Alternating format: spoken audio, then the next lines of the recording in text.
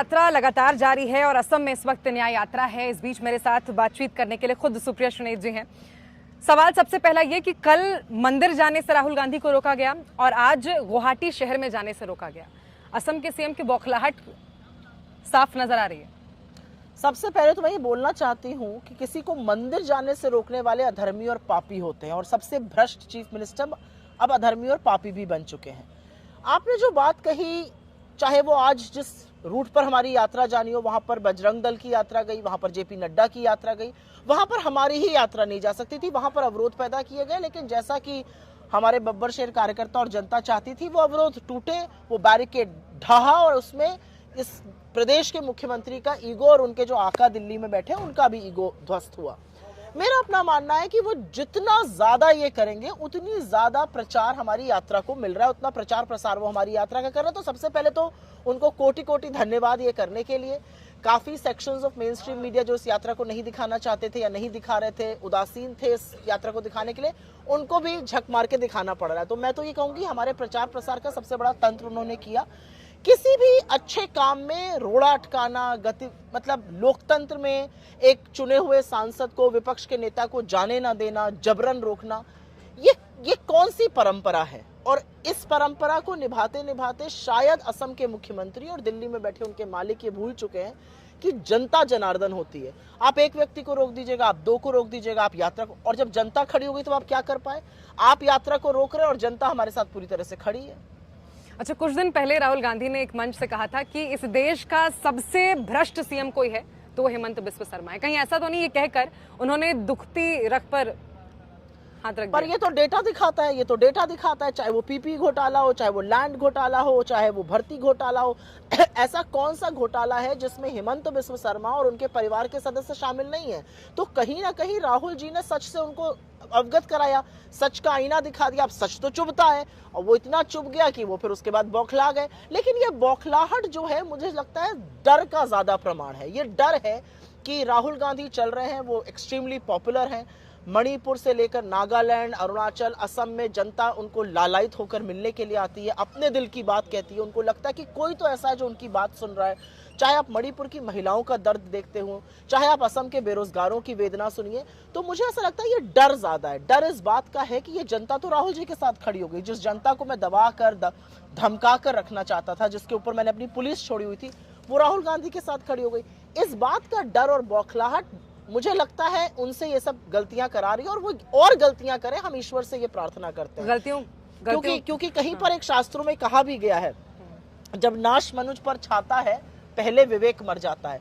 जिस तरह की रक्त रंजित राजनीति यहाँ पर करने की कोशिश करी गई, हमारे पीसीसी अध्यक्ष को गुंडों ने मारा, आप भाड़े के टट्टू खड़े करके नारेबाजी करा रहे हैं, इससे क्या दिखता? और वही लोग जब राहुल जी उनके, और मैं तो थी क्योंकि मैंने देखा जब राहुल जी उनके बगल से निकल के हाथ हिला रहे हैं तो वही लोग हाथ भी हिला रहे हैं। तो कहीं ना कहीं जनता साथ में खड़ी, इसलिए बौखलाहट साफ है। आज भी जब बैरिकेटिंग की तस्वीर सबने देखी, जब बैरिकेड किया गया था, वहां पर भी एक बड़ा जन समर्थन नजर आया, हुजूम नजर आया उस बैरिकेड को तोड़ने। न केवल कांग्रेस के लीडर, मुझे लगता है जनता भी वहां पे बहुत बड़ी संख्या में पहुंची हुई थी।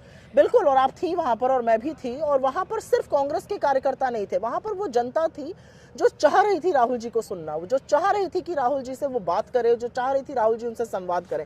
आज सुबह जब हम लोग निकले, आपने खुद ही देखा होगा, यूएसटीएम यूनिवर्सिटी में राहुल जी को नहीं आने दिया गया और सारी की सारी यूनिवर्सिटी सड़क पे आके खड़ी थी। तो जिसको आप रोकने का प्रयास करते हैं, जिसको आप अंदर आने की अनुमति नहीं देते, आपका सारा यूनिवर्सिटी आके बाहर सड़क पे खड़ी हो गई। राहुल जी ने उनको एड्रेस कर दिया, ज्यादा लोगों ने उनकी बात सुनी।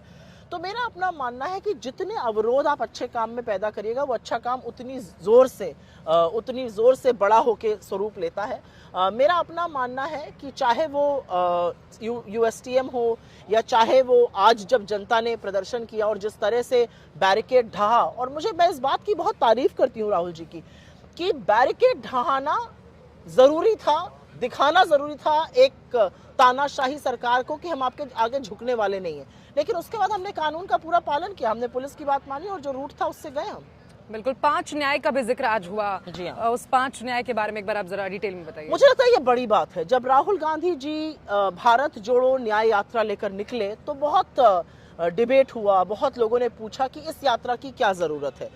कुछ ऐसे सवाल भारत जोड़ो यात्रा में पूछे गए थे, जब उसका आंसर लोगों ने देखा तो वो सवाल बंद हो गए। लेकिन भारत जोड़ो न्याय यात्रा के वक्त लोगों ने पूछा अभी न्याय की क्या जरूरत है। हमारा अपना मानना, और इस देश ने 10 साल अन्याय का दंश सहा है। वो अन्याय युवाओं के साथ हुआ है, महिलाओं के साथ हुआ है, इसीलिए भारत जोड़ो न्याय यात्रा का आगाज भी किया गया। और जब भारत जोड़ो न्याय यात्रा शुरू की गई तो एक चीज बिल्कुल साफ थी कि इसके 5 स्तंभ होंगे, और वो 5 स्तंभ युवा न्याय है, भागीदारी न्याय है, नारी न्याय है, किसान न्याय है और श्रमिक न्याय है। 10 सालों से इस देश के युवा रोजगार मांग रहे हैं, उनको रोजगार के बजाय लाठियां पड़ती हैं, उनके साथ न्याय होना चाहिए। 10 साल से शोषित, वंचित, दलित, आदिवासी, पिछड़ा समाज परेशान है, बदहाल है, बेहाल है, वो न्याय की उम्मीद कर रहा है, उनके साथ न्याय होना चाहिए, उनकी भागीदारी सुनिश्चित होनी चाहिए। 10 साल से नारी सुरक्षा और नारी का जो पार्टिसिपेशन आर्थिक व्यवस्था में होता है वो बिल्कुल ध्वस्त हो चुका है, उनके साथ न्याय होना चाहिए। ब्रजभूषण शरण सिंह जैसे लोगों की जरूरत नहीं है हमारे सदन में, उनको न्याय मिलना चाहिए, नारियों को ऐसे अत्याचारियों से। किसानों की आय दुगनी करने की बात थी, किसानों को 750 किसानों की शहादत हो गई, चेहरे पर शिकन नहीं आई। किसानों की आय दुगनी करने की बात थी, 27 रुपए रोज का किसान कमा रहा है, उनको न्याय मिलना चाहिए। और अंत में मैं श्रमिकों की इसलिए बात करूंगी क्योंकि खुद का डेटा कहता है सरकार का कि 1/4 आत्महत्या इस समय देश के श्रमिक कर रहे हैं। वो श्रमिक जिनके हाथों से, जो रीढ़ की हड्डी है, जिनके हाथों से ये देश बन के खड़ा होता है। और उन श्रमिकों के लिए चाहे वो आय हो, चाहे उन्नति हो, चाहे वो वेतन हो, चाहे अच्छी व्यवस्था हो रहने की, वो सुनिश्चित करनी जरूरी थी और उनका न्याय जरूरी होना चाहिए। तो ये 5 स्तंभ है, युवा न्याय, भागीदारी न्याय, नारी न्याय और किसान और श्रमिक न्याय, और ये होकर रहेगा। मुझे बहुत इस बात का फक्र है कि राहुल जी बिल्कुल क्लियर हैं कि वो किसके लिए ये यात्रा कर रहे हैं। वो ना टीवी चैनल के लिए ये यात्रा कर रहे हैं, ना अपने प्रतिद्वंदी के खिलाफ यात्रा कर रहे हैं, वो एक यात्रा न्याय के लिए कर रहे हैं। और न्याय का जब कोई बीड़ा उठा लेता है तो न्याय होकर रहता है। बहुत शुक्रिया आपका, बहुत शुक्रिया। तो धन्यवाद देखिए, बहुत। कुल मिलाकर ये समझिए आप कि इस देश के युवाओं, महिलाओं, बेरोजगार युवाओं, किसानों, श्रमिकों के लिए ये भारत जोड़ो न्याय यात्रा जारी है और न्याय का हक मिलने तक ये यात्रा ऐसे ही निरंतर जारी भी रहने वाली है।